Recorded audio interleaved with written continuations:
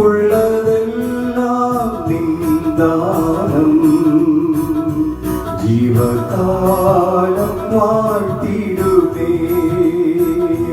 ഉള്ളതെല്ലാം നിന്ദാനം ജീവകാലം വാഴ്ത്തിടുമേ.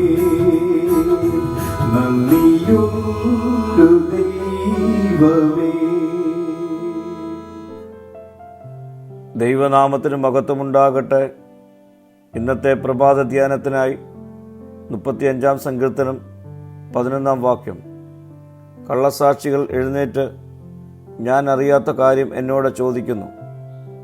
ദാവീദിനെതിരെ ദുരുദ്ദേശപരമോ ക്രൂരമോ ആയ സാക്ഷ്യം നൽകുന്നവരിൽ നിന്ന് തെറ്റായി ആരോപിക്കപ്പെടുകയും എതിർപ്പ് നേരിടുകയും ചെയ്യുന്ന അനുഭവത്തെ ഈ വാക്യമെടുത്ത് കാണിക്കുന്നു.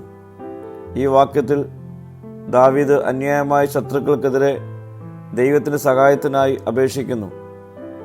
തനിക്കൊന്നും അറിയാത്ത ആരോപണങ്ങൾ ശത്രുക്കൾ കെട്ടിച്ചമയ്ക്കുന്നു. ഇത് വഞ്ചനയുടെയും അനീതിയുടെയും ആഴത്തിലുള്ള ബോധത്തെ പ്രതിഫലിപ്പിക്കുന്നു.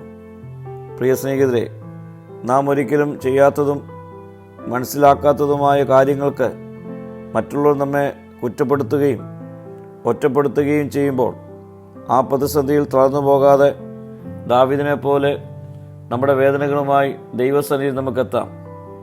ആര് കൈവിട്ടാലും കൈവിടാത്തൊരു കർത്താവ് നമുക്കുണ്ട്.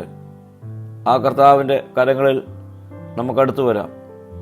പ്രാർത്ഥിക്കാം. കർത്താവെ, മറ്റുള്ളവർ കള്ളസാക്ഷ്യം പറഞ്ഞ് ഒറ്റപ്പെടുത്തുമ്പോൾ നിൻ്റെ സാന്നിധ്യം തിരിച്ചറിഞ്ഞ് എന്നോട് പറ്റിച്ചേരുവാനുള്ള കൃപ എനിക്ക് നൽകണമേ. മഹത്വം നീ എടുക്കണം. യേശുവിൻ്റെ നാമത്തിൽ തന്നെ. ആമീൻ.